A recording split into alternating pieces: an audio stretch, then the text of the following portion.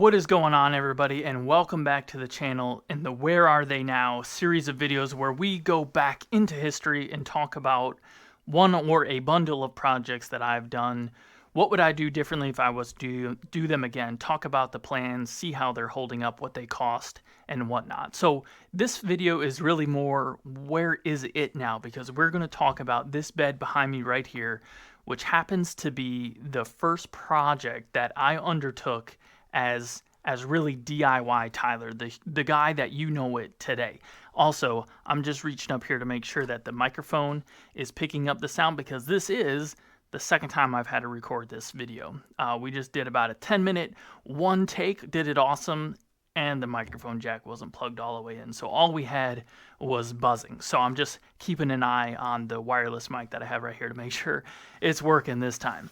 So, a little bit of backstory. This bed has now been through 4 of our kids, and it started because Serafina was about to move into out of the crib into something else because Ethan was coming along and we needed a new bed. So this was roughly 8 years ago, and I did have a blog post about this. I was already doing a little bit of sharing my stuff with a blog early on. I always wanted to share, and it's turned into this. It started as the blog, but that has gone from a couple of different blogs, upgrades, and now the links are broken basically. So I'll have to pop up some pictures from my old Flickr account so you can get a little bit of an idea of what we were working with and where we came from. But like I said, this has been through 4 kids now, still holding up great. All 4 of them could hop on there, and I could hop on there too, and this bed is not going to break, which is kind of why we got into building the whole thing. So this was early on. We had just bought a house. It was maybe my second year into being an engineer, so very early in our career, and we just weren't making a lot of money. We had just bought the house, we were fixing up the house, and we didn't have money to buy what I could find for a toddler bed, which was like $400, $500, $600 for a bed. And at that point in time, I already knew that that was going to be a piece of hardware, a piece of furniture that was not going to be satisfactory. We're not going to like it, and it was not going to last like this one. If you go and jump on that right now, not that we condone jumping on the bed, it's not going to break. It's not going to fall apart. It's not going to get more wiggly as time goes on. I discovered, oh my goodness, $600 for a bed, and I still got to get a mattress. So, I started looking around to see if it was something that we could make. And I discovered this world of online creators, bloggers, and this was a couple years into people like Steve Ramsey and Matthias Wandel doing videos. And I found Matthias way back then and was totally sucked into this whole online woodworking creator world.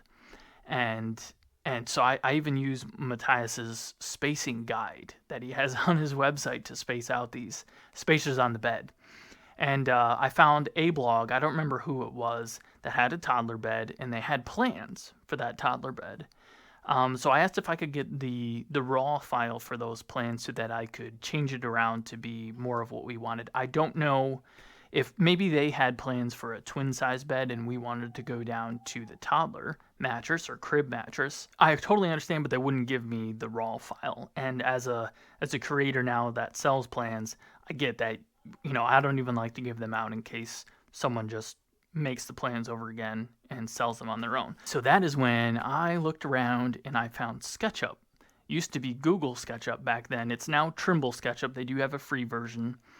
But I think it was completely free back in the day. My light turned off. I hope I still look fine. So I designed a toddler bed based off of mattress specs, and I took it to the wife. Still called her the wife back then. And I do want to say that is not a derogatory term for the wife. She's embraced it. I've embraced it. We kind of do it to drive you guys crazy now. When she goes and runs in races, she literally has a shirt that says #thewife on the back that she asked me to have made for her with the DIYTyler logo on the front. So I took those plans to the wife back in the day and said, hey, we can build this for a couple of bucks of material, which was a couple of bucks back then. And I need to get you some tools, honey. That's still a trick that I use today. That's how I've been able to build at the shop. Those are all her tools. So we went to Lowe's. I got a sliding compound Kobalt Miter Saw, which I returned after doing this project because it had a lot of slop in the sliding mechanism. And I got a Kreg jig. That was the R3 or R4, whatever the little one is, that I still have and still use today. I got that, and that is how we built this toddler bed. I think I got a sander. I might have had or might have gotten a couple clamps to do this as well. But also right around that time, that's when I started looking on Craigslist for some different tools, some different packages of tools, and I got a Craftsman table saw that was just out to kill every time you tried to use it. And it was a universal motor, just screaming loud. Little bandsaw, little drill press, bunch of clamps, stuff like that was kind of the first Craigslist bundle that we got. But I got those tools, and this is what we built. Now, this is just straight up solid construction grade material. I didn't have the tools to mill or joint this down into something thinner like is on the bed that you see behind me right here. We'll cover this in a Where Are They Now series someday. But I had a jointer when I built this and was able to minimize some of that material, where this is straight up 2x6s, straight up 2x4s, and 1x3s. That is way more material than you need to build a toddler bed like this, but that was something that I didn't know back then, and I didn't know the quality, didn't trust the bond that you would get out of real wood glue. So this is all wood glue, all pocket holes, and lag bolts. You'll see some lag bolts right down here that's holding the kind of faces in the fencing onto the stringers of the bed. I wouldn't use lag bolts if I was to build this again. I would use some other kind of actual bed structure right here.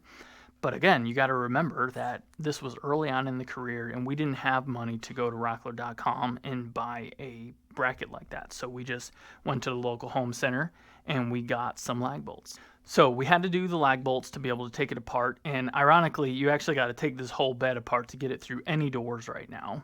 You have to take a bigger bed apart as well. But I think that the headboard and the fencing is just a little bit too high to actually get through a door now. So we still take it apart with that, and it is solid. Not that I condone jumping on the bed, like I said, but we could all hop on there and that thing is not going to fall apart.